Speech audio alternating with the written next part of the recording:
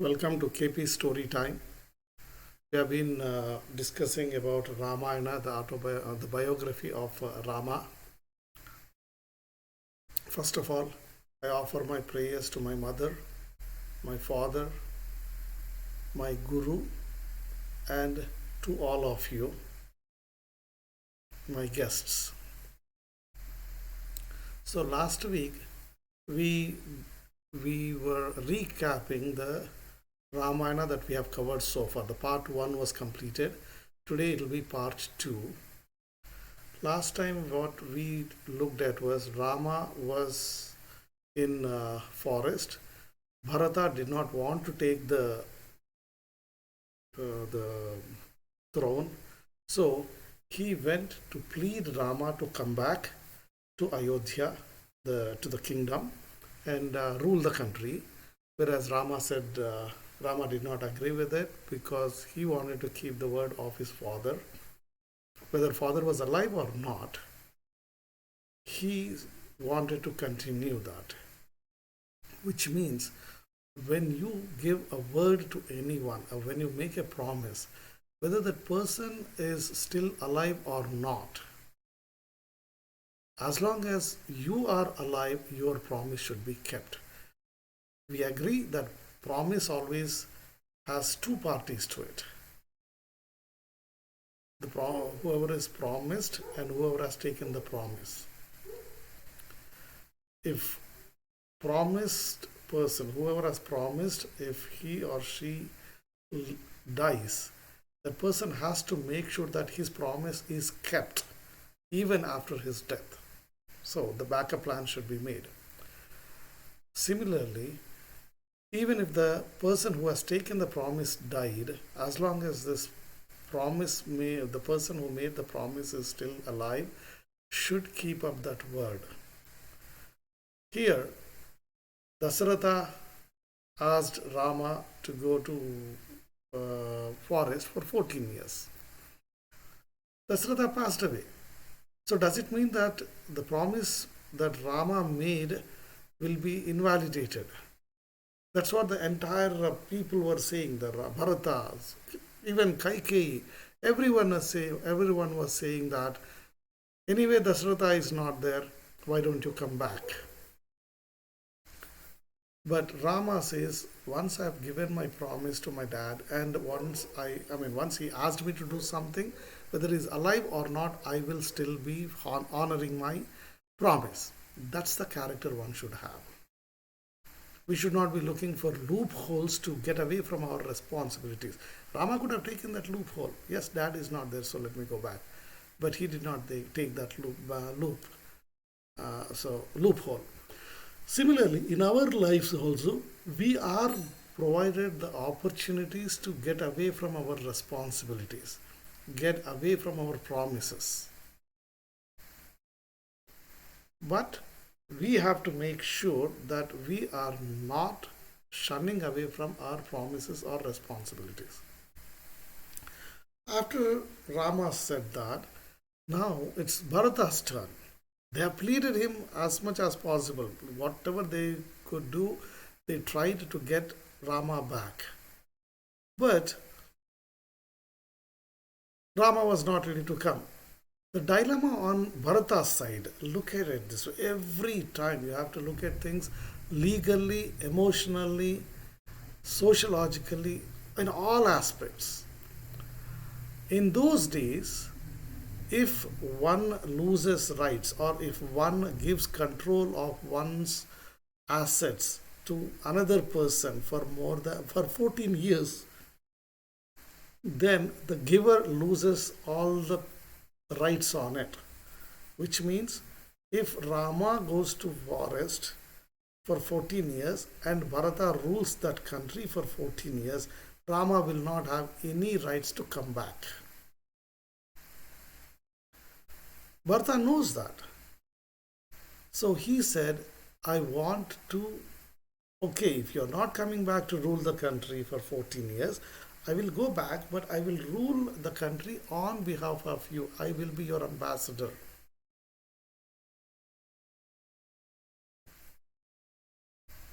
So when he is ruling the country as a representative of another person, this legality will not be in the picture. That is 14 years leaving the control to someone else. Rama was not leaving the control to Bharata. That's the technicality there. Excuse me.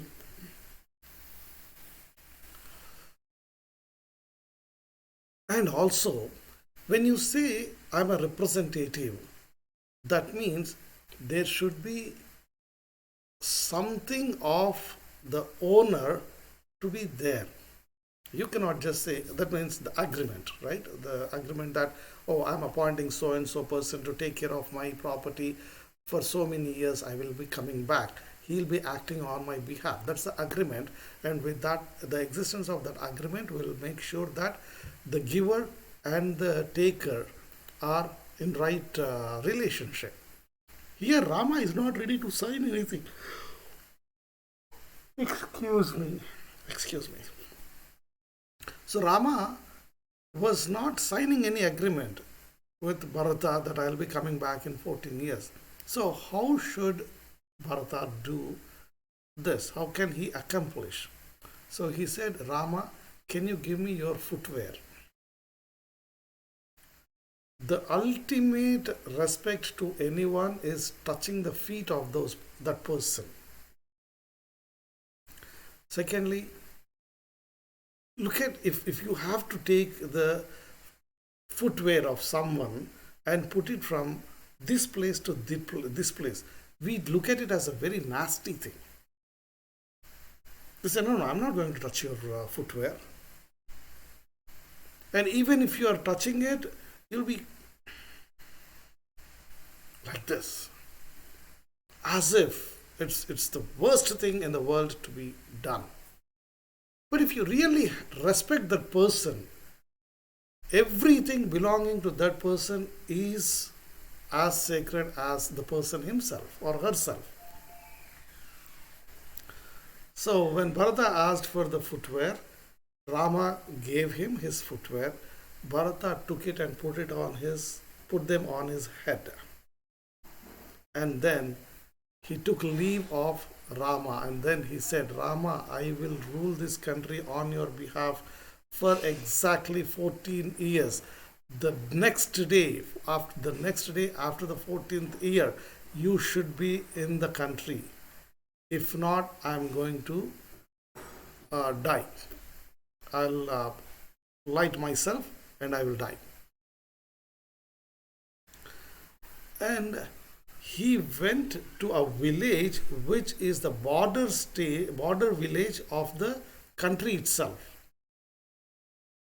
Which means as soon as Rama enters the country, their kingdom, he knows it.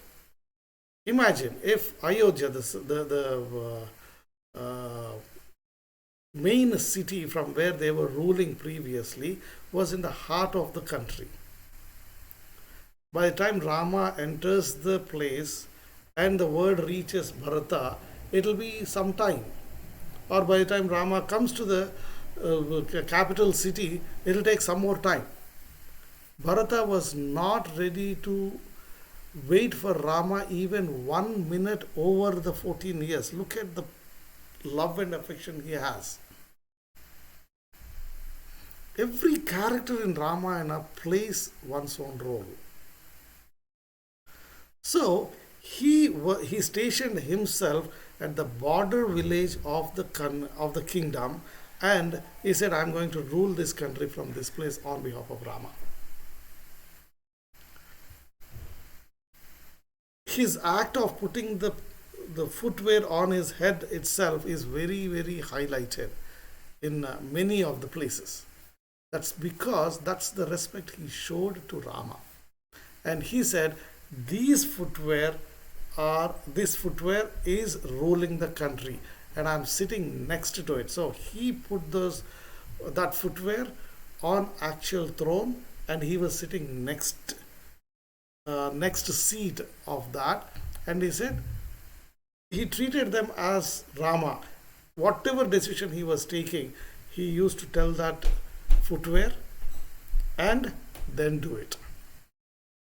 Now that 14 years legality will not be there. When Rama comes back, Rama is still holding the fort because he has not given the control permanently to unconditionally to Bharata, and that is not by design by Rama. It was by design by Bharata. So we also get lured so many times in our lives. Someone gives something to us to for safety purpose, or saying that yeah, you keep it with you, and if you want to use it, you use it, but when I come back, you give it to me. At that time, you have to be very careful with that article, with that asset. If it is your own asset, you don't need to be careful. If at all there is a loss, it is your personal loss. But someone has put faith in you that you can take care of that person's property or asset and given it to you. So you should be doubly responsible for that asset.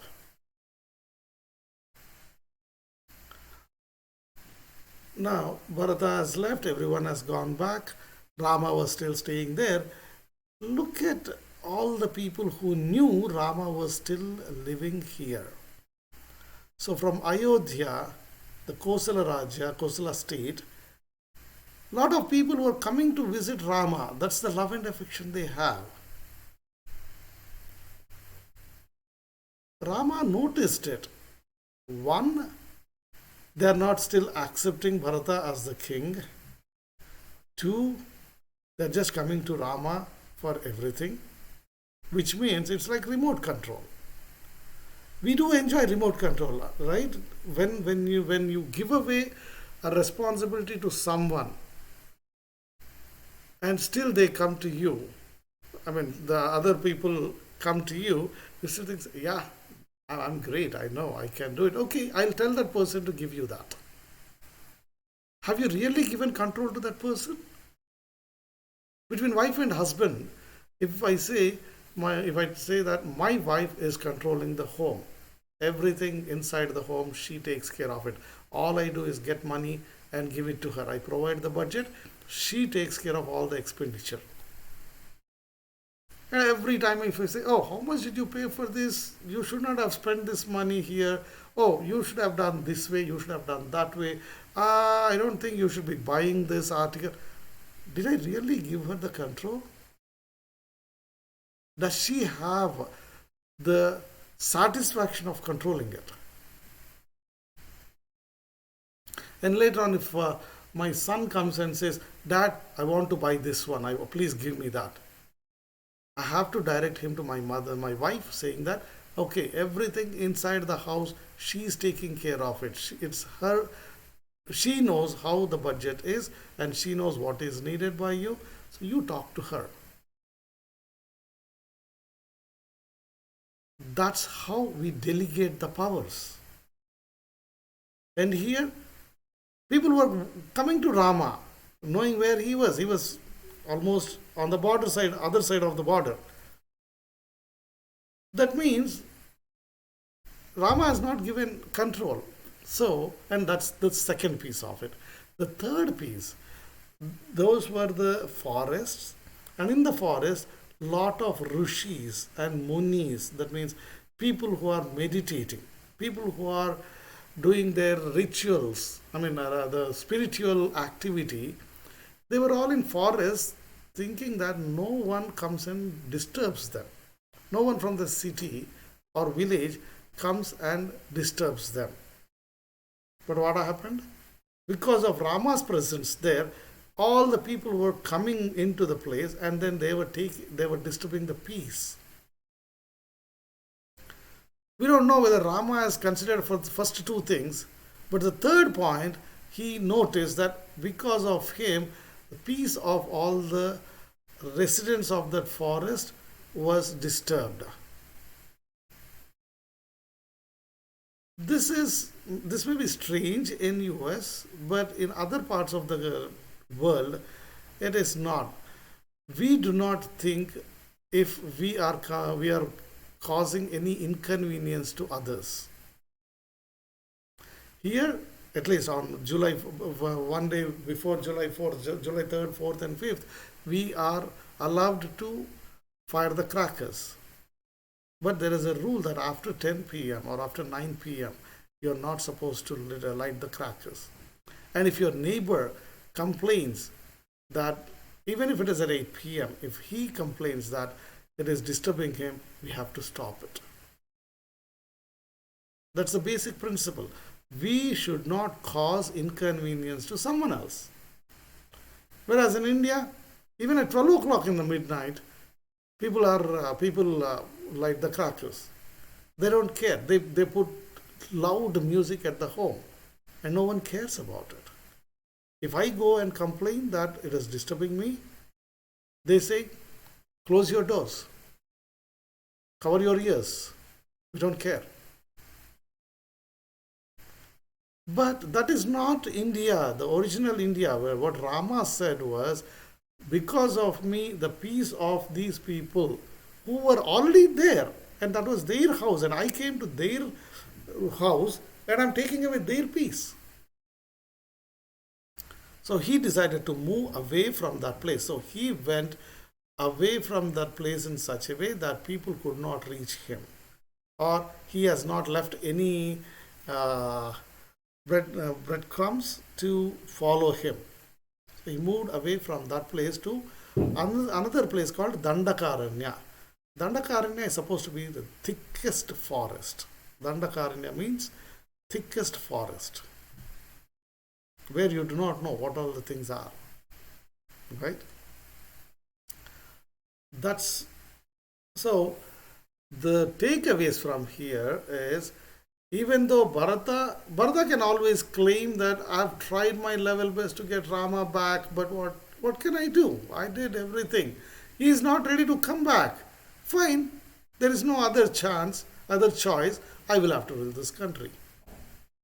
Don't we do it many times? We know this is not the right thing, but we go out and say, man, this is yours and you should be taking it. And if I say, no, no, no, I don't want to take it, just you can take it. You take it. I'm not, I don't want it. Then you take it. Instead, if you are really sincere about me taking, that means it was, I had to take it. It was mine. But for some for some reasons, I'm saying I'm not taking it.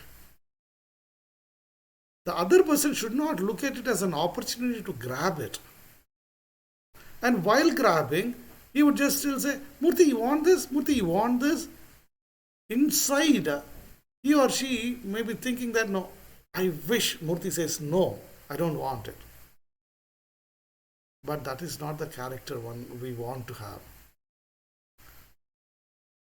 Even though Rama said no, Bharata has not taken. He himself said, I'm going to be a representative. That's what we have to learn from that episode.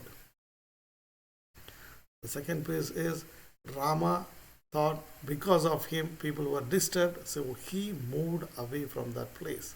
So we should not be disturbing. No one should have any problems because of us. And Dandakaranya was such a thick forest, and they started staying. No one would like to come there because it was such a thick forest. People were afraid of entering that, except for all the munis, yogis, and rishis who made that as their residence.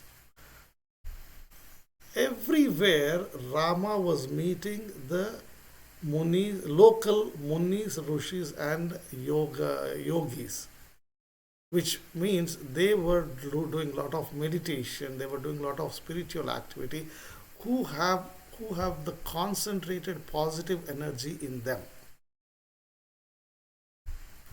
And he was contacting them, talking to them, taking blessings from them, and then they were also giving their positive energy to Rama, which means he was taking. Rama is Vishnu, incarnation of Vishnu. And these munis, yogis, and rishis were performing all the spiritual activities so that they can give away whatever uh, returns that they got to Vishnu. But here Vishnu has come in the form of Rama and taking it from them. By taking it, he was blessing them. At the same time, he was enhancing his positive energy too. Imagine, I mean, consider this. Ravana was at least 1,000 years older than Rama, and he has been performing a lot of spiritual activities. He encompassed so much of positive energy, and is also a great warrior. Rama is a great warrior, but does he have enough positive energy to match Ravana's? He didn't. So he has to get that positive energy. Does it mean that Rama also should do spiritual activities or meditation and all of that for 1,000 years? Yes, by all means, he should be doing it that way to match Ravana and get to the war with him. But do we have that much time? Ravana is troubling all the people, and they were waiting for Rama to kill Ravana. So he cannot wait. So he was taking advantage of these 14 years in forest by meeting all the people who have the positive energy and taking their positive energy.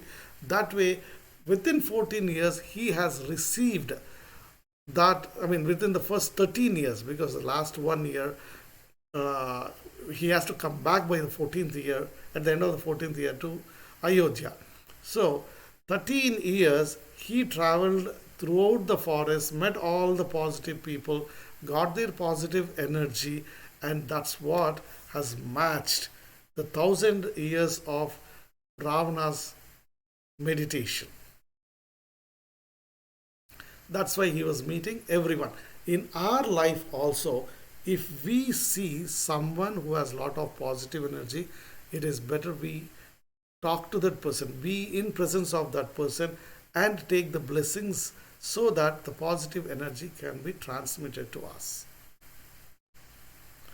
That's one thing we have to learn from the journey of Rama in forest. And everywhere he was removing the bad elements. As he walks into one forest, the residents there would say, "Oh, we have been troubled by these demons. Can you take care of them?" So he would go. I saw some. Right. Okay. So he was removing the bad elements. So that's how he was repaying the people for the positive energy they were giving. And also, if we look at it in the form of Vishnu, he was taking their prayers also. And also, when we go in our education system, we have monthly tests. I mean, monthly tests, and then weekly tests, quarterly tests. Why do we do that? Because we want to keep our knowledge refreshed. Remember, Vishwamitra has given all the knowledge to Rama, but did he have a chance to recollect that? He was in Ayodhya after the marriage for almost 14 years. So he learnt something.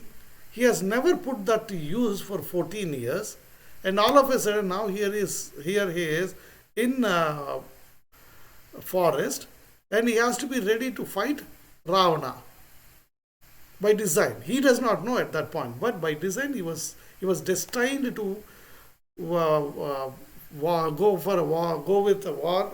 I mean, go on a war with Ravana. So all the wars that he was going on with the demons were the pre-tests for him. He was sharpening his skills. If he were behaving like a god, he can just go and then kill anyone. But he was behaving as a normal human being, and we also have to go on remembering the knowledge that we have, so that when we are supposed to put it to use, we will not forget. Similarly, all these demons he was killing, and he was testing his knowledge and recovering the knowledge or remembering the knowledge that Vishwamitra has given. When he reached Dandakaranya, there also they said, there are so many demons, can you kill them? And Ravana took an oath that yes, I am going to kill all of them and free this place with from them. What was Dandakaranya? Huh? Dandakaranya? Dandakaranya is another forest. He was moving away from the other. The previous place was called Chitrakuta. So when he was living at Chitrakuta, all the people were coming from Nandigama, his kingdom. It was nearby, and that was disturbing the peace of the residents there. So he went away from that place to Dandakaranya, which is a thick forest. Okay. So there he did kill lot of demons, and that's when Surpanaka, the Ravana's sister, comes, and she looks at Rama and Lakshmana. First of all, Rama, she gets attracted to him. She comes and says, Rama, please marry me. Though she was from the demon's place, she had the power to transform her physical body. So she made herself so beautiful, and she comes to lure him, Rama, with her beauty. But Rama does not get to that. He is not lured by that. That's another character we have to learn. Life gives us so many opportunities to get attracted to beauty, and we have to go by our dharma, that is our principles. Everything belongs to someone. If it does not belong to me, I have no right to use it. It's a human body, it can be a living body, it can be a non-living body, it can be an item, whatever it is. If I own it, I use it. If I don't own it, I do not use it. And here, Rama says, I got married to Sita, we are for each other, no third person can come into our life, which she did not like. And when she was becoming aggressive, Rama tells Lakshmana to cut her nose and ears. Why nose and ears? We have had a lengthy discussion on that previous episodes, but let's touch on that. When you are punishing someone, punishing is a great skill. So when you are punishing someone, the punishment should not be less or more than what is required. It should be adequate enough for the crime performed. And that also should not have a permanent disability for the person. We did talk about Ahalya previously. He goes to, Ahalya did not have permanent damage. Gautama said, you do meditation, and when you get cleared by your sins, I will come and take you back as my wife. So anywhere in Ramayana, you do not see permanent damage to anyone. The punishment is just adequate. Here also, Surpanaka was claiming that she was very beautiful, and because she is beautiful, Rama or Lakshmana has to marry her. So the problem is her beauty. If she was not beautiful, she will not do that. So that was the root cause. How can that beauty be taken away? When imagine if nose and ears are not there, that's it. The beauty is not there. That's why Rama said, cut nose and ears. Also, when nose and ears are cut, person does not die. And any of the if the ears are not there, still a person can hear. Even if the top portion of the nose is not there, the person can still breathe. So the functionality of those limbs have not been taken away. When someone sees her and asks her about the nose and the ears, she has to tell them, Rama, I've misbehaved with Rama, and so Rama has done this one. In our lives also, if at all, I pray God that we should not have a need to punish anyone. But if at all, if we have to punish, we have to remember these rules. No permanent disability, and it has to be adequate punishment only. From then, Surpanaka went to her cousins, her brothers, localites, Khara and Dushana, tells them that Rama is there, Rama has done this to me, go and kill him. They come with 14,000 demons. And Rama says, Lakshmana, you take Sita and take care of her. I can single handedly kill all of these guys. So Rama kills all of them. Again, one more remembrance of his knowledge, showing his power, sending the signals to the world. After this is done, Surpanaka goes to Ravana and tells him that story. Oh, Sita is beautiful, and I thought she should be your wife, but Rama is there. I tried to get her for you, but Rama did not allow me, and Rama had cut my nose and ears. Ravana got so furious. He calls Maricha, another demon, whom Rama has hit with his arrow when he was going with Vishwamitra. So Maricha remembered that, and he said, Ravana, Rama is very powerful. Please do not go. Do not fight with him. When we get something, knowledge, and it is dangerous for someone else, never have grudge. Oh, that guy has done this to me, so let me go to another powerful person, just like Shurpanakha. Shurpanakha was going from one powerful person to the other powerful person to fight with Rama. Whereas on the other hand, Marisha learned his lesson. He said, oh, Rama is divine and I'm not supposed to fight with him. That's what he told Ravana, that don't do that. But Ravana said, either you go and be killed by Rama, either you help me out or I will kill you.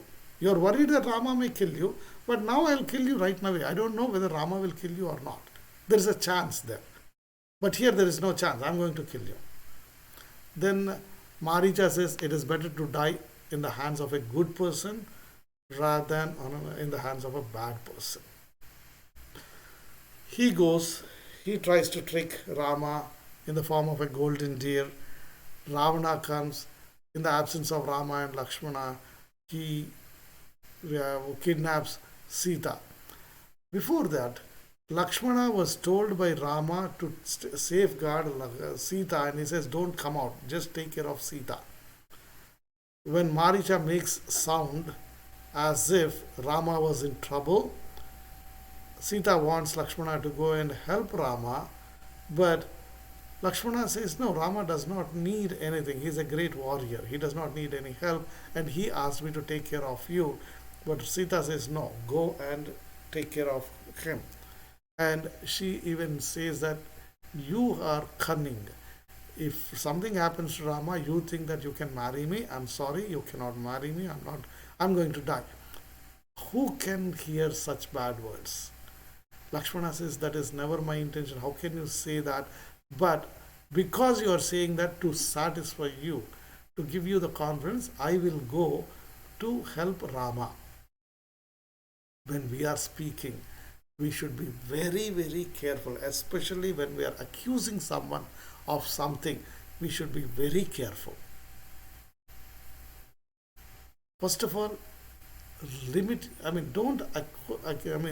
not accuse anyone. When we say it is our fate, it had to happen to me, it would happen either way. If my fate says I have to have a slap on my cheek, it can be from my grandchild who may come and say, grandfather, and then go. The intensity is not that much, and it was very pleasurable for me. But my fate says I should have a slap on my cheek. If I avoid that, someone else will come and hit me, and it will be very hard.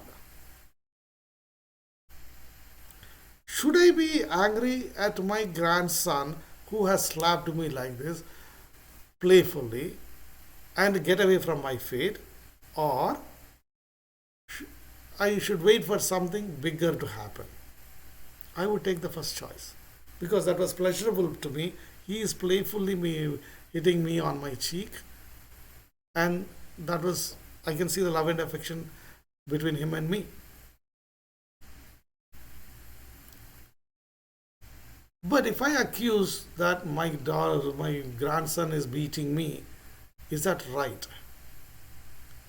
So always think that anything happens to you is based on your fate. The other person is an instrument for you to face your fate. If we strongly believe that, then we would not have a reason to accuse anyone.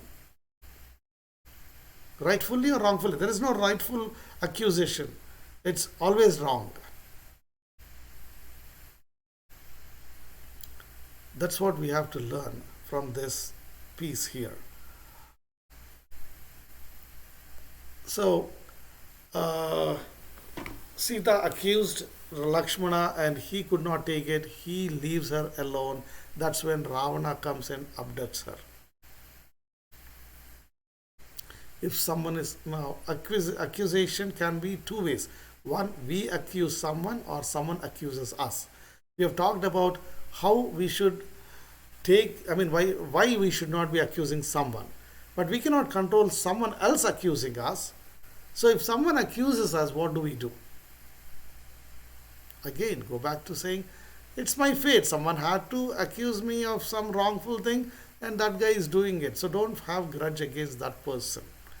Instead, if you can clear it, clear it. Otherwise, just ignore it. Do not have grudge against that person. He is again an instrument only. Lakshmana could not take it. He went off. Ravana has abducted her, and while he was going, some one a huge, I don't know whether we have that kind of uh, Hmm? eagle. I mean, eagle family, but it is huge. Yeah. Maybe vulture? Even beyond, it's, I mean, unimaginable. Let's Right, say yes. dinosaur. We cannot imagine how big a dinosaur today, right? Mm-hmm. We cannot compare that with any of the existing ones. So in that time, it was a huge eagle, let's call it, and that was a friend of Dasaratha, Rama's father. And when Sita was shouting, help me, help me, help me, I am Rama's wife, I am Dasharatha's daughter in law, right away this bird heard about it, heard her voice. He flew up to fight with Ravana. This guy knows, the bird knows that he cannot match Ravana, but he fought with Ravana until his wings were cut. He was almost on the deathbed. We most of the time say, oh, that is beyond my control. I can't help you. Instead, help as much as you can. If someone is in need of $10,000 and you have just $100 and you know that that person rightfully needs that 10,000, contribute that $100, whatever your limit is. But just don't say that, nah, I can't give you $10,000 and walk away. If the bird's aim was to relieve Sita, he knows he can't do that. But at the same time, he wanted to give resistance to Ravana. He did that, and his wings were cut off. He falls to the floor. Then Ravana was moving, flying towards his home. Then Rama and Lakshmana meet the bird. The bird tells them that Sita was abducted by Ravana and he was going towards the south, and he fought with him but could not save Sita. So that's again a clue for Rama which way to go. Our, our fate will tell us how to go, where to go. We do not realize first.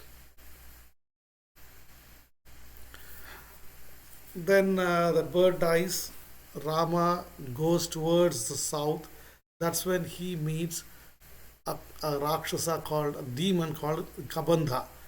Kabandha is such a strange physique that only stomach he has. He does not even have eyes.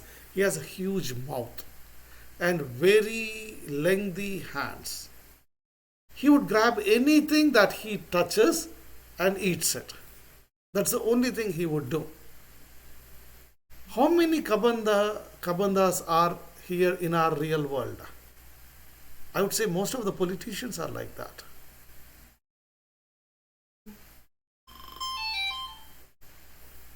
Right? Politicians, a lot of people, a lot of business people, they want to grab everything. All, this is mine. Everything they want to grab. That's the symbolism here. Kabandha does not have eyes, does not have head. All he has is one full stomach body, and that has a mouth, and he has lengthy hands. Anyone in this world who is grabbing everything that comes in his way or her way is a Kabandha, because he's blind. Even though he has head, he's not using that intelligence. Do I need this? How much do I need? Where is the satisfaction? The happiness is defined as not having any troubles. Similarly, having whatever is needed for you.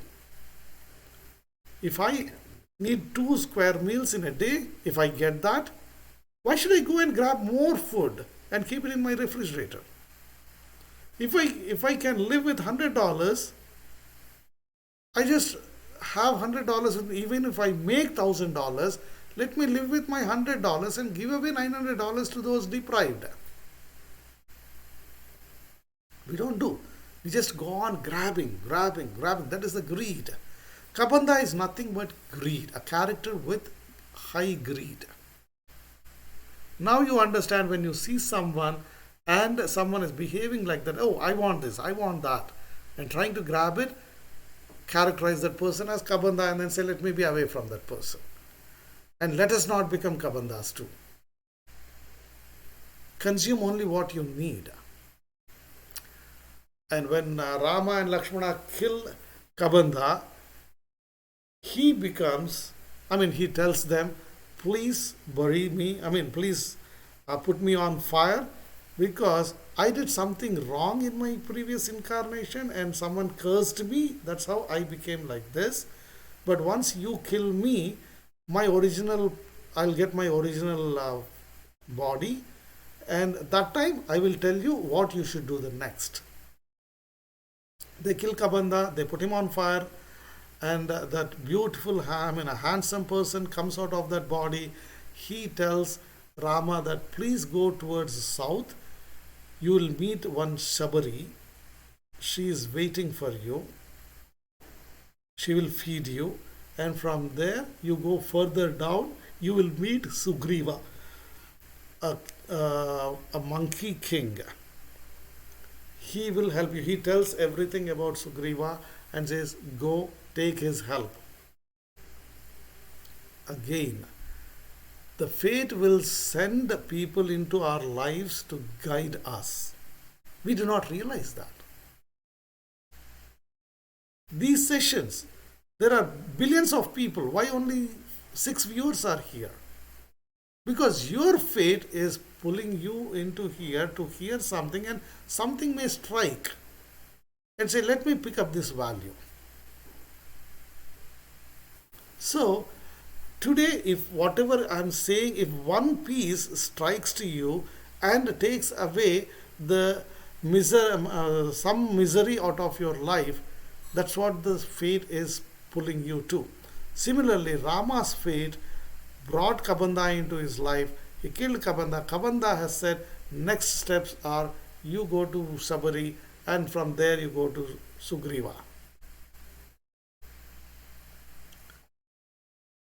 Rama goes to Shabari.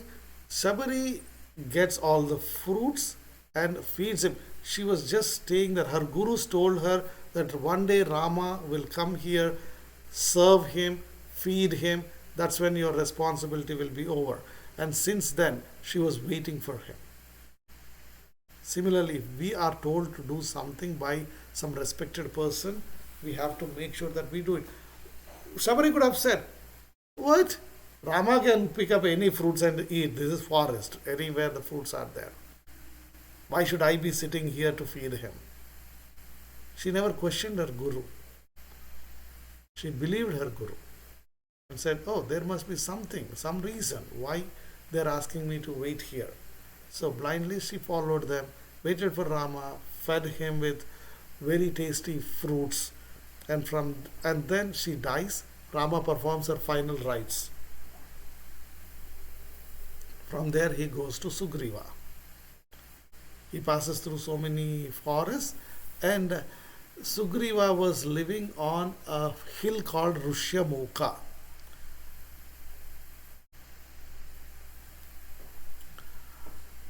When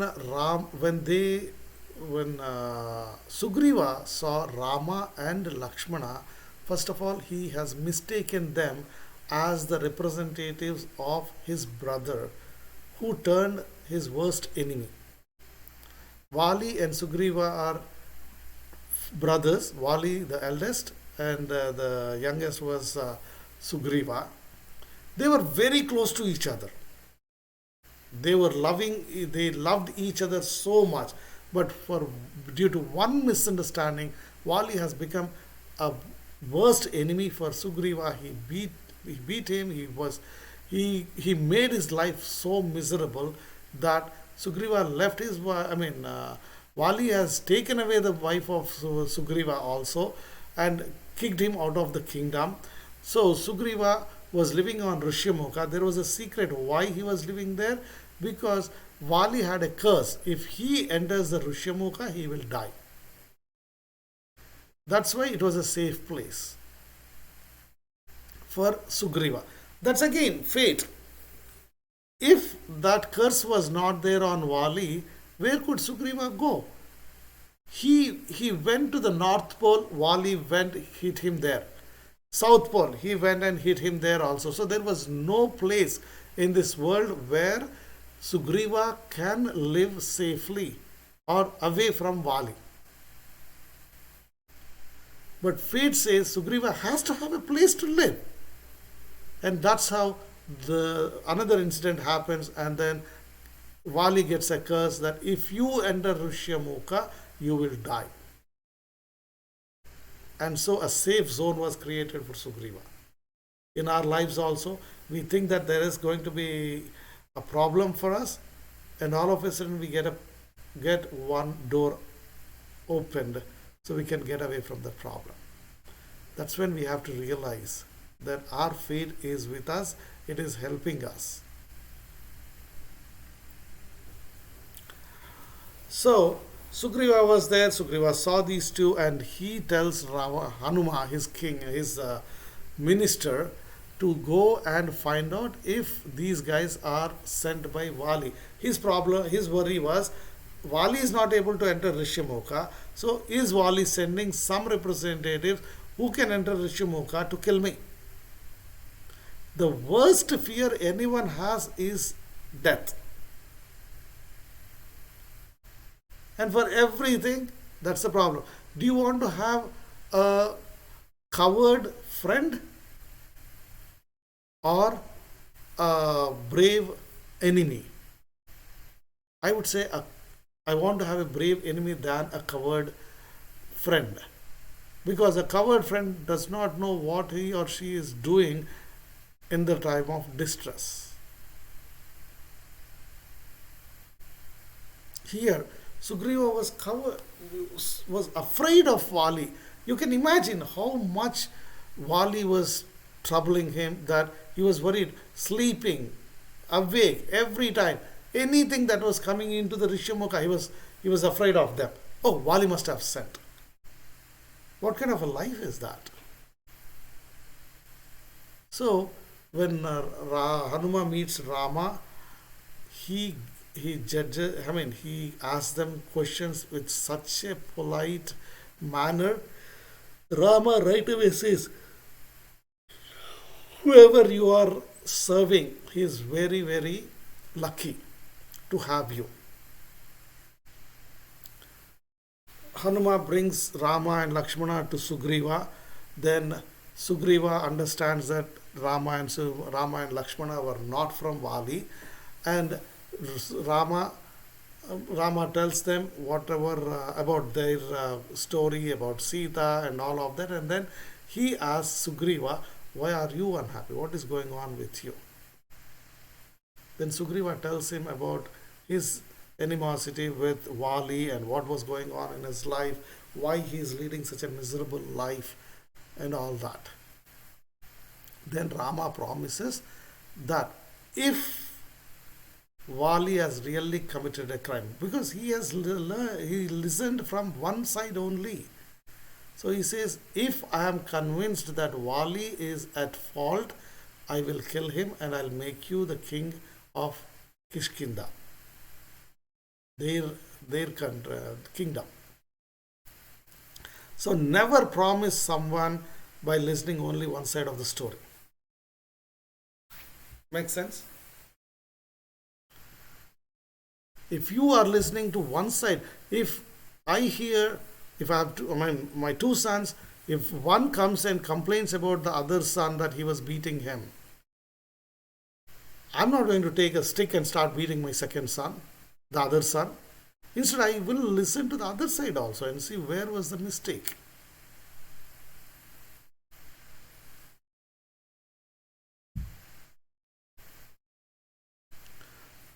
So, he says, if I am convinced that Vali is at fault, I will help you, I'll kill Vali. Sugriva says, if you do that, I am going to help you find Sita. I have such a big army. Once Ravali is gone, that big army will be under me, and I will ensure that we find Sita for you. There was no way Rama could go everywhere and then search for her. So he needs an army. And again, fate has presented him with an opportunity to get the army who can search. Then Rama asks Sugriva for the reason why Vali has become such a big enemy for Sugriva. He tells him the misunderstanding that he had. His brother and he were very close, and one day a demon comes challenging Vali. So Vali goes to beat him, kill him, and that guy saw both Sugriva and Vali starts running. That time Sugriva tells him, anyway he's running, why do we want to chase him? Leave him. Vali says, no, he challenged me, I have to go and beat him, I have to kill him. That's one more thing we should not be doing. If someone challenges us and backs off, let him go. But keep your antenna up, keep your shields up, so that that guy is not cheating us by backing out. That's all. You don't need to be after that person to punish that person. Even though Sugriva was telling Vali about that, Vali does not hear that. So Vali goes, Sugriva also follows him.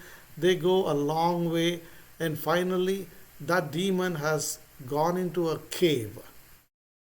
Vali tells Sugriva, stay outside of this cave. Let me go and kill that guy and come back. Sugriva stays there. Vali goes inside. It happens almost a year passes. He hear anything. And all of a sudden, he starts hearing so many demons' voices, killings, painful shoutings, all of that. And he sees blood coming out of the cave. Then he thinks, what, what is this? Seems foolish. What is that about? Vali, no. Vali, no. They're reacting to the story. They're like, oh, Vali, no, that seems so foolish. Don't do that. Right, okay. So then he goes into the, then Sugriva thinks that if really the demon killed, he was hearing so many demon voices. So he thought if Vali was really killed by demon, he does not want them to come back. Them to come to Kishkinda. Because he knows if Vali was not able to win them, Sugriva will not be able to win them. So he covers the entrance of the cave in such a way that they cannot find it. They cannot find the exit out of the cave, so they cannot come. It's not that it is built so strongly that they cannot take it off. He built it in such a way that the exit is not seen by demons. So he closes that. He goes back to the kingdom. He does not tell anyone what happened there. He was just staying there. But ministers somehow find it and they say, if Vali is no more, you cannot have the kingdom without the king. So you become a king. They force him to become a king. In the meantime, Vali killed the demons. He comes out and he could not find the exit. He searches for one more year for the exit and finally he breaks some rocks. He comes out. He looks for Sugriva. Sugriva was not there. By the time he comes to King Kishkinda, his kingdom, he knows that Sugriva has become king. That's where the misunderstanding happens. He says, oh, Sugriva was always planning this. As soon as I went into the cave, he closed it. He wanted to become a king, so he closed it so that I cannot find the exit, and I stay there, die inside, and so he can enjoy the kingdom here and my wife. Man, look at the misunderstanding. It's always, let us give benefit of doubt to the other person. Don't we get so many misunderstandings in our lives? Simple things only. And we always think it in one track minded, and that too, we always think the other guy must be making a mistake. Other guy must be doing it for himself or herself. Instead, if we can ask one question or if we can give benefit of doubt to the other person, at the same time, be vigilant. I'm not saying that you should believe everyone blindly. Be vigilant, at the same time accept their explanation too. Sugriva tells Vali so many ways that it was not his intention, and he says, oh, I'm so happy you are back. Take back the kingdom. Let's live together. Vali says, no, you are my enemy. I'm going to beat you up. And he beats him and punishes him so much that Sugriva has to run away, and he keeps Sugriva's wife. Younger brother's wife is supposed to be like a daughter. So he kept his younger brother's wife with him. That's one sin he has done. Rama does not punish anyone without the mistake. So when he learned all of that, he said, okay, beating you and sending you out due to the misunderstanding is one sin. Keeping your wife with him and enjoying with her is another sin. And for that I can punish him. Imagine, he was sent away from Ayodhya, but he was never barred to be a king.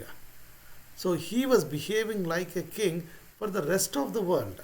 Not necessarily at Ayodhya, but rest of the world he was behaving like a king. And as a king, he is judging that Vali has made a mistake and he has to be punished. Similarly, he had to give confidence to Sugriva again. You don't believe anyone blindly. If someone comes and says, "Okay, you needed $10,000," and someone comes and says, "Oh yeah, I can give you the $10,000." Don't blindly believe. You have to say, "Okay, show me your bank balance or something that you can pay me." Because if it is your life and death problem, you cannot just believe that person and then say, wait for the next day and say, "Oh, I'm sorry, oops, I thought I had money, I could have given," but you lost your opportunity.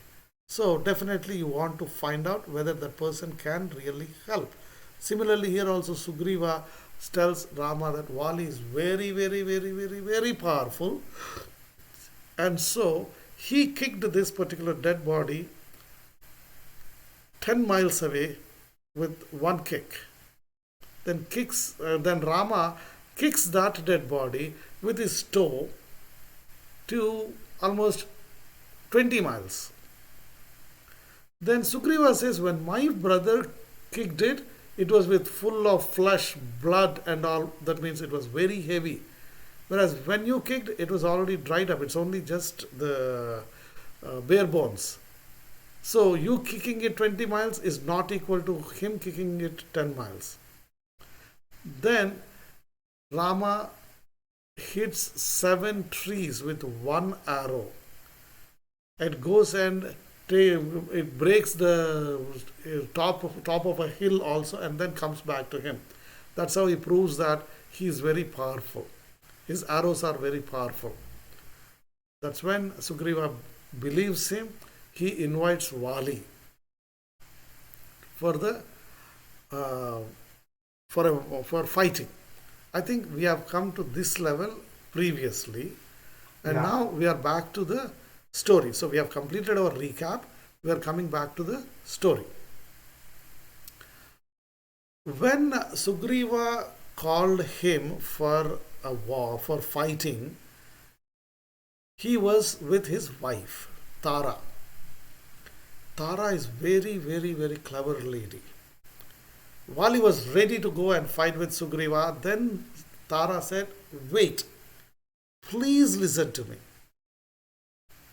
I heard, Angada was their kid, Angada's son. So Angada heard from their spies that two people have come and met Sugriva, Rama and Lakshmana, and they are very powerful, and Rama is a good king. So now Sugriva is coming and inviting you for a fight, means he has help from those two people. So it is foolishness for you to go and fight with him. Instead, after all, who is Sugriva? Sugriva is your own brother, and he was your loved ones some time back. And with your misunderstanding, you made him an enemy, and you were beating him. Why don't you just invite him and then say, "Okay, whatever has happened, happened. Let's be brothers again. Come over, and he will be your right hand. He will serve you, and you both will be happy, safe." Why do you want to fight with him, knowingly that Rama and Lakshmana are helping him out? But Vali said, "You don't know anything. You are afraid. You're just a lady. You're afraid of him. I'm afraid of things that do not exist. I'm a great warrior. Sugriva is nothing. I'm going to crush him." Always, if someone is raising a concern, look at it objectively. Is it a valid concern? Should I be worried about it? Do I have a backup plan for that? What could happen if whatever they are saying will happen? If that happens, that Rama and Lakshmana are helping Sugriva, how can they help them? What can they do? How can they kill me? Is there a backup plan for me? Nothing. He just dismissed Tara. He dismissed the right advice that Tara was giving. Tara was saying, after all, he is his brother, is your brother. Why don't you just call him? Close this animosity altogether. So in our lives also, when we get right advice, good advice, whoever it is, consider it. and look at the pros and cons of it.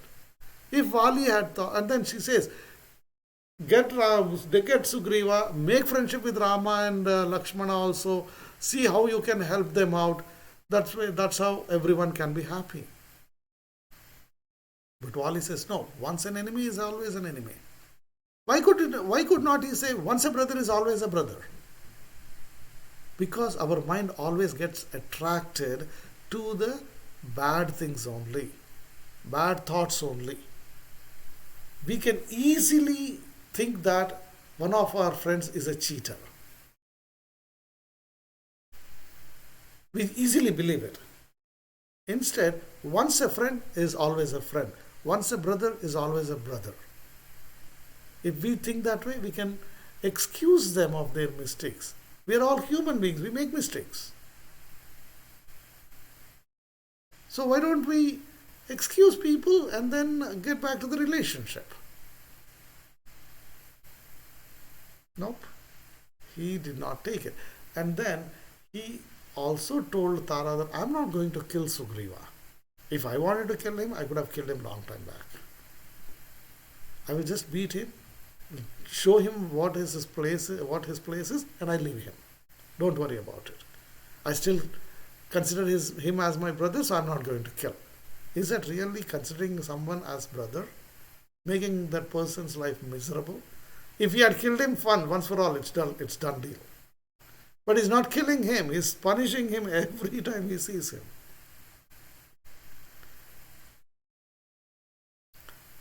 And he neglects Tara, and he tells Tara that go back with all the other wives and stay there. I will come back.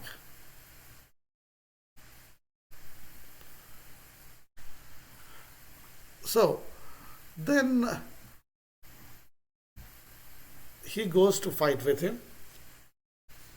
Rama uses an arrow, hits him with an arrow from the behind the tree.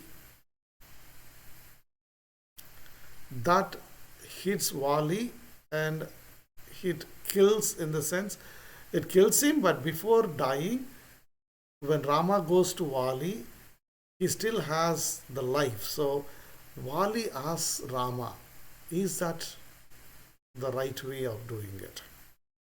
There are so many questions in this killing, right? Rama is always righteous, we said. If he was righteous, how could he kill Wali from behind a tree?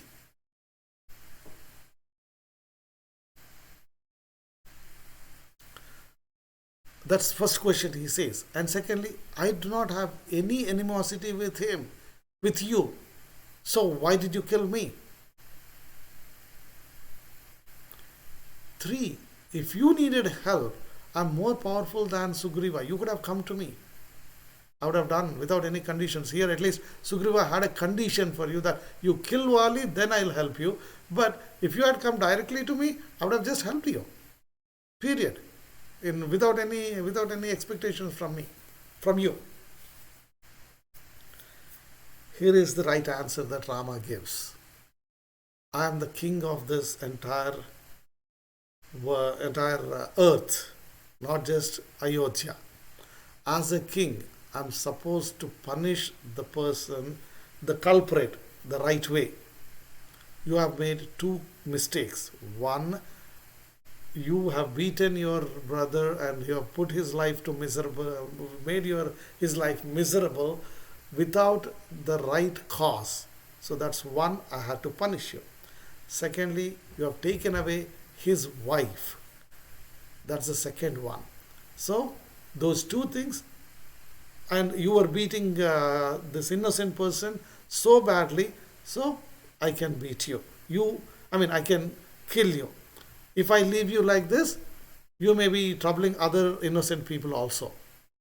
As a king, I made a judgment call on that, and I had to kill you. So that's the reason why I'm killing you. Second one, why did I hit you from behind the tree?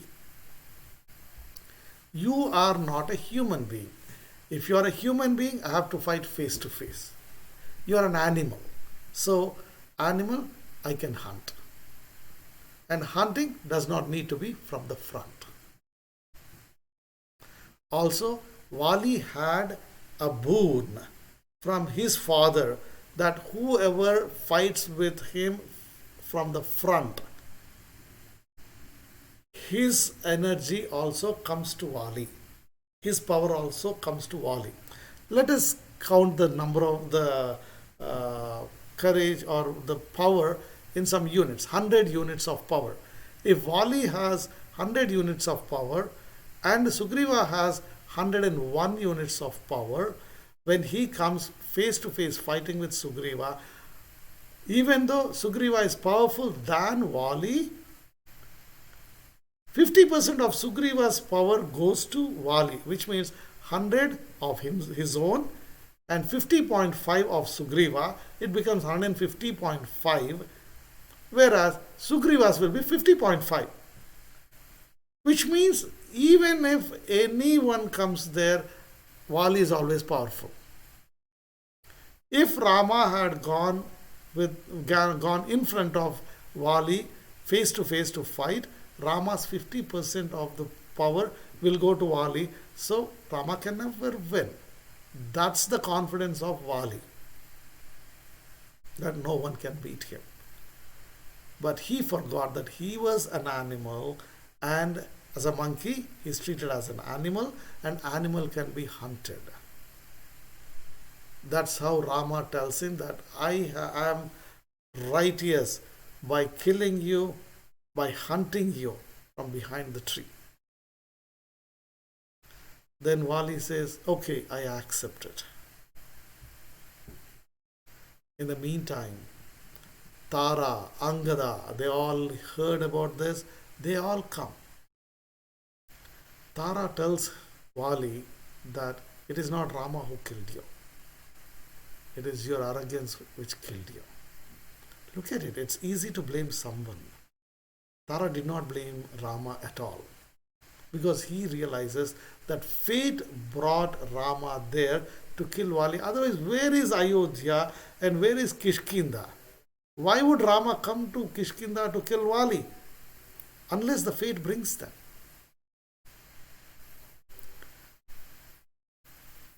So, I'll give you one example. Recently, or a year back, maybe 6 months back, someone was coming to our home, and at that time a couple came to their home. So they said, hey, we are going to this place, they have a very good temple, why don't you join us? So that couple came with this visitor. They stayed with us for say half an hour, 1 hour or so. They liked our prayer room and all of that, and they left. They said, we'll come back sometime later. It's all gone. Suddenly, last week, last Friday, they contacted us saying that, can we come to your prayer room because our parents are here? I said, yeah, please come over. So their parents and the couple, they came to our home. I showed them the prayer room and all of that. Then I was told that the father of that boy has 85 doctorates. He has 3 Guinness World Book records. He has written so many books. But he was simple. He was somewhere in Hyderabad where I was born and brought up, but I've never met him, I've never heard about him. In US, his son was here and they came, his daughter was here, they came to visit them, and they happened to tell them about the prayer room here, and they came here. Fate brings them. And that's when I have a question. Why is this person in my life? Why this person has come into my life? It is either he has to add some value to me, or I have something to add value to him, or we both have something mutual to transfer between us. then 100% I'm sure he's such a learned person. 85 doctorates, PhDs.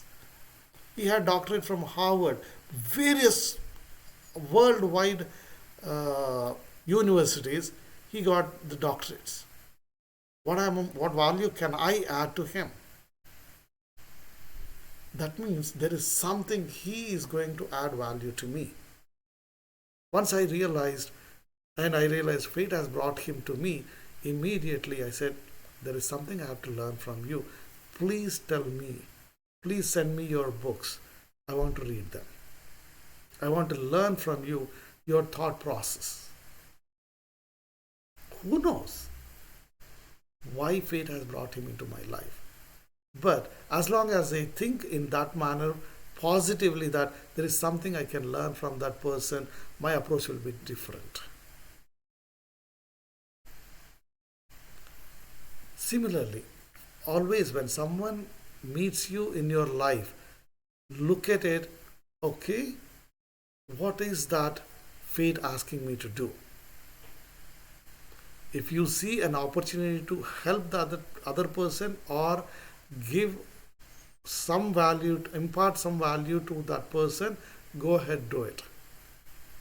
If you think that that person is more learned than you and he or she has something to give you, accept it with humbleness. If you think mutually you can help each other, go ahead, help each other. But always look at a person whom you meet in these angles and make use of it. Fate will not bring everyone into your life without any reason.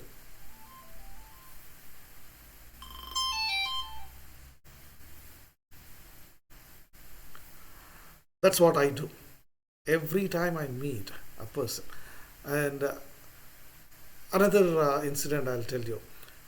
I wanted to learn singing for a long time, and I always thought my voice is not right for singing, and I do not have, at this age, I can't start learning singing. So I always asked my kids to learn that so I can listen to them.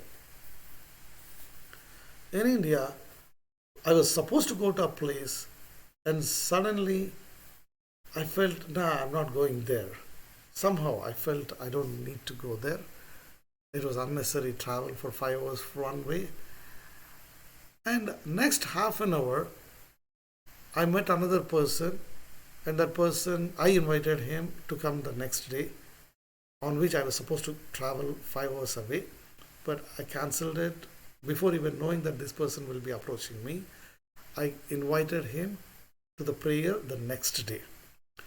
He came, and I did not know anything about. I know he's a cousin, but I don't know anything about him. And when I was praying, I said, "Do you sing?" He said, "Yeah, I sing." So he sang 1 or 2 songs at that point, and after that, he said, He was in an army. He was serving army. His father was a good singer, it seems, but he never picked up from him. At the age of 63, he wanted to learn singing. He went to a teacher, and that teacher humiliated him like anything. It seems she said, "Oh, your voice has become so coarse after shouting in the army, so you are not fit to sing." Even then he insisted, no, I want to sing for the God. I want to sit in my prayers room. I want to sing. Just teach me 5 songs. She said, "Oh, I'm not going to teach you with my other students because they get bad.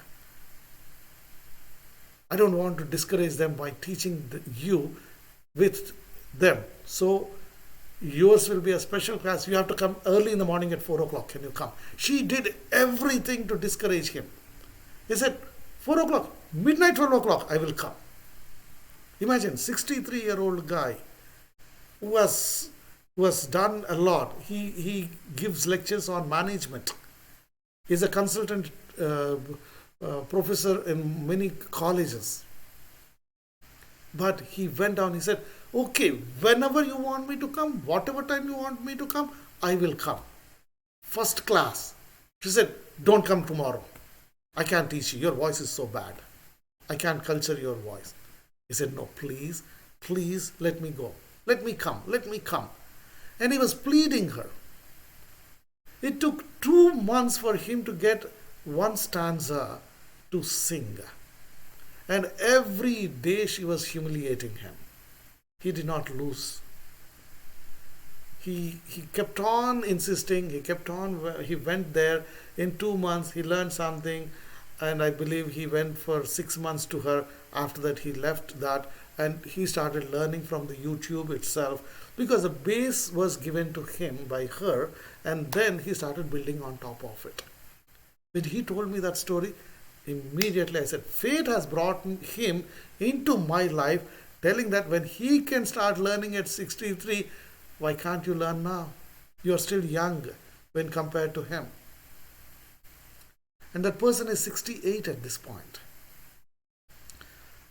Then I requested him, you know the humiliation, you know that you wanted to sing, and there are people who are discouraging me. For me also, when I sing, people say, oh, sing when you are not, when we are all not there.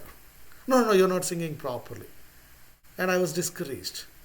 So I told him, you know my pain. Can you teach me? He said, definitely. And we have that. We are having classes every Saturday and Sunday, and he is teaching me with such patience. I bow to him. He is another guru I have. So, again, on that day, I did question myself, why is this person in my life? Why fate has brought this person into my life? Right away, I got the answer. Similarly, whoever is there, whoever comes into your life, always look at that association positively and make use of that association. Here also Tara said, fate has brought Rama to kill you, but it was your arrogance, your animosity towards your brother, your arrogance of not listening to us, that has killed you. Don't blame Rama. Then she looks at Rama and says, what next to me? I know you are divine. I know you are very powerful. She has surrendered to Rama. And she brought her son. Angada also said, okay, Angada, now your boss is your uncle. Right away she made peace with him. She has not said, oh, Sugriva, you brought Rama to kill your own brother. She did not say that. She has never blamed anyone there. She is such a wise woman. Right? So, in our life also, we have to remember Tara when our mind says, blame that person. Immediately say, I want to be Tara. I don't want to be an ordinary person blaming people. If it had to happen, it happened. Always look things in a positive manner. There must be a positive reason why this happened to me. I'm not sure if I told you this story earlier. I'm sorry if I'm repeating. A king and a minister, a king's son and a minister's son, they were very close to them right from the childhood. And when this son became king, the minister's son has also become minister. And whatever they do, wherever they were going, doing this together. So one day they went for hunting, and with an accident, a finger was cut. The king's finger was cut. This minister always used to say, whatever happens is for a good reason. It is for us, for our good only. At that point, he says, he king lost his finger, and minister said, "Oh, that's for our good only." King got so furious. He said, "I got injured, my finger is cut, and you are saying that it was for us, for our good? What nonsense is it?" He forgot about his friendship right from the childhood. He said, "Put this guy into the jail." He was arrested, put into jail, and he says, "Let him rot there." After some time, king went on hunting again. At that point, he loses his track and he goes away from his army. He was very hungry, he was very weak, and that's when the localites surrender him and they take him. They were performing some spiritual activities where they had to sacrifice a human being. And they find this king saying that, "Okay, we are going to sacrifice this guy." They prepare him, they make everything. At the final moment when they were about to cut the head, the priest examines. Before that, he examines the body once. He sees one finger was not there. Immediately he says, "No, no, no, no. We cannot sacrifice a human being who is physically handicapped. He does not have a finger, so we cannot give him. We cannot sacrifice him. So let him go." That's when king realizes, okay, whatever had to happen, whatever happened is for our good only. So this was the reason. Had my finger not got cut, today they would have killed me here. They would have sacrificed me. He comes back to the king, to the kingdom, and he goes to the minister. He says, his ex-minister, right? Because he was already captured. He tells him and says, "Okay, good. Now, with this misunderstanding, I have captured you. You were in jail for so many days, so much period, and then also you said it is for my good. So whatever happens is for a good reason.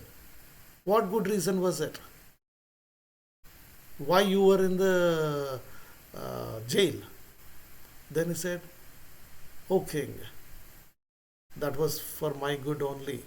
If I were not put into jail, you would have insisted that I accompany you, and at that time they will see that you do not have a finger, I have a perfect body, they would have sacrificed me." So, losing the finger is for your good, and me telling you that it was good and aggravating you is also for my good, and you capturing me and putting me into the jail is also good for me because I have not accompanied you and I'm still alive. Look at the positive thinking. When you think that whatever is happening to me is for my good only, better take it that way. Then you are not worried about what is happening to you. It may look bad today, but tomorrow it'll result into something good.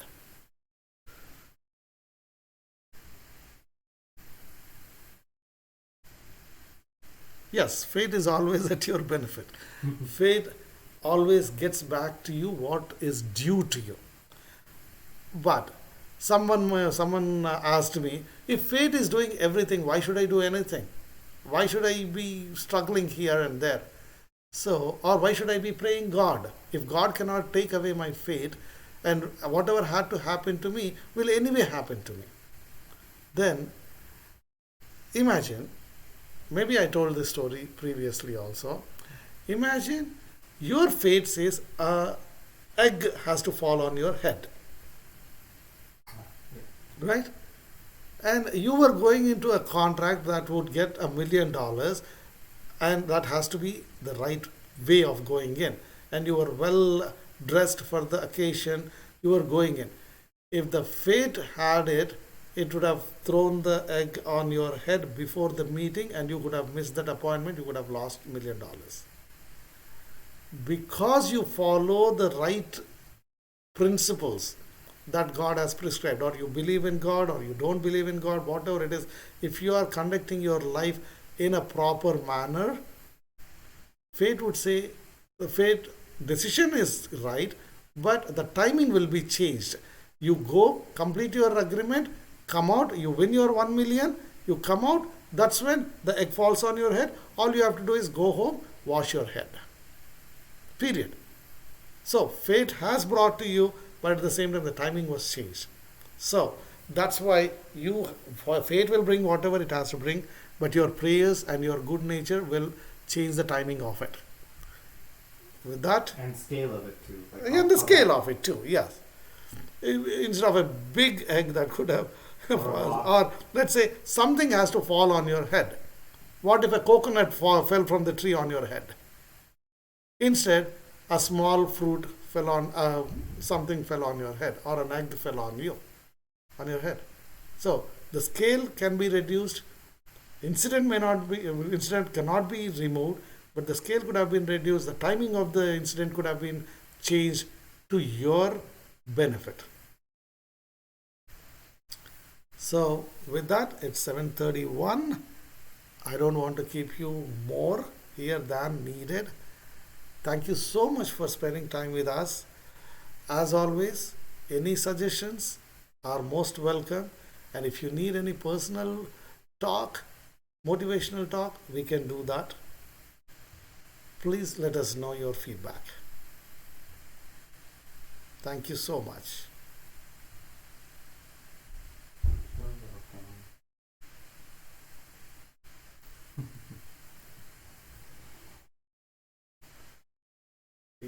Ending it. Mhm.